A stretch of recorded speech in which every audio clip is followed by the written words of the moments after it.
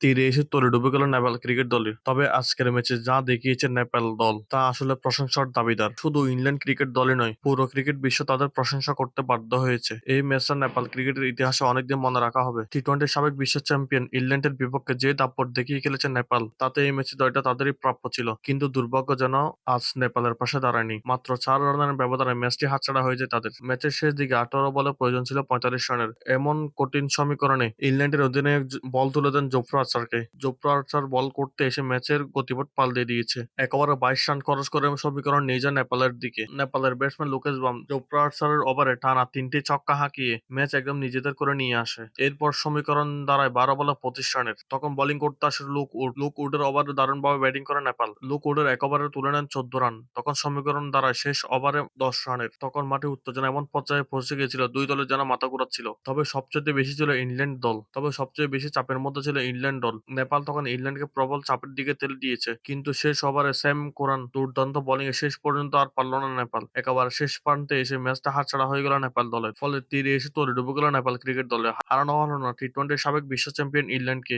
বিশ্বকাপের মঞ্চে নিজেদের প্রথম জয় পাওয়া হলো না। এর আগে ইংল্যান্ড নির্ধারিত ২০ ওভারে তুলে ১৮৫ রান। অনেকে ভেবেছিল নেপাল হয়তো এই লক্ষ্য তাড়া করতে পারবে না। কিন্তু শেষ পর্যন্ত নেপাল যে লড়াই দেখিয়েছে তা নিঃসন্দেহে প্রশংসার দাবিদার। নেপাল দল আজকে হারলেও ক্রিকেট প্রেমীদের হৃদয়ে এই ম্যাচ জয়ী নেপাল দলই। এই পারফরম্যান্সই প্রমাণ করে দেয় নেপাল আর ছোট দল নয়, ভবিষ্যতে তারা বড় চমক দেখাবে।